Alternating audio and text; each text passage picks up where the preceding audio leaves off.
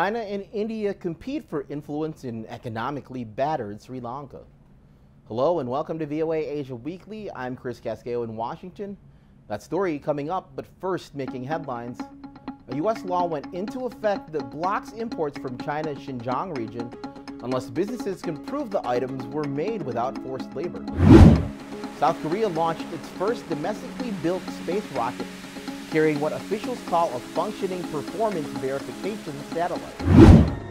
Bangladesh's prime minister joined an aerial survey of floods that have killed dozens of people and displaced hundreds of thousands there and in neighboring India.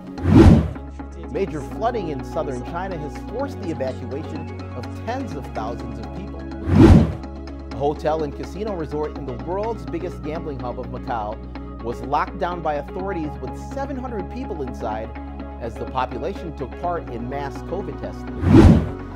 Hong Kong's iconic jumbo floating restaurant capsized in the South China Sea less than a week after it was towed away from the city. For a decade and a half, China's clout in Sri Lanka grew as it built a series of infrastructure projects as part of its Belt and Road Initiative. But now an economic crisis grips Sri Lanka, and India is trying to regain the influence it lost in the country that lies on its southern tip. Anjana Pasricha reports for VOA from New Delhi. This sprawling port city, being set up on land reclaimed from the sea in Colombo, is meant to compete with Dubai as a business hub. It is the latest of huge Chinese-funded infrastructure projects in Sri Lanka that include a port and an airport in Hambantota. But as an unprecedented economic crisis leaves Sri Lanka with virtually no foreign exchange reserves to buy fuel and food or repay foreign loans, these projects are under scrutiny. Billed as economic game changers, analysts say they have yielded few returns. For example, the airport in Hambantota is called the emptiest airport in the world because it really is not attracting the business that it should be attracting. Chinese loans make up about 10% of Sri Lanka's $51 billion foreign debt. The Chinese-built infrastructure had showcased Beijing's growing clout in the strategic country in the Indian Ocean. However, now a massive public backlash against President Gotabaya Rajapaksa and his brother Mahinda Rajapaksa, who sanctioned many of these projects, will influence future policies. The Rajapaksas are seen as very much tilting towards China.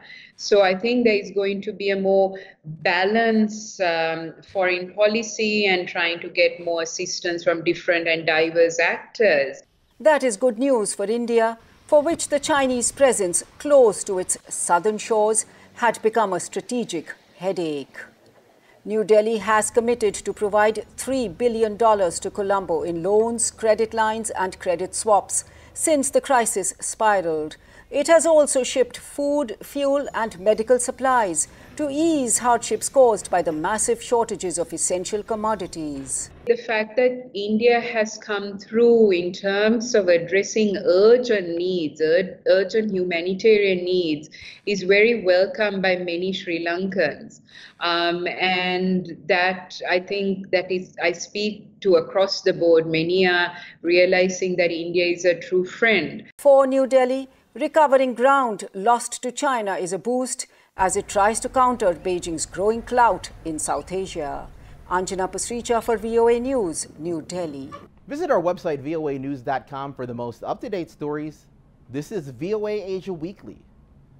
Researchers say the discovery of a giant stingray in northern Cambodia marked the recording of the world's biggest freshwater fish. A team of international researchers and fishermen caught, recorded, and released the stingray in the Mekong River in Cambodia on June 14th. It measures 300 kilograms and 3.9 meters.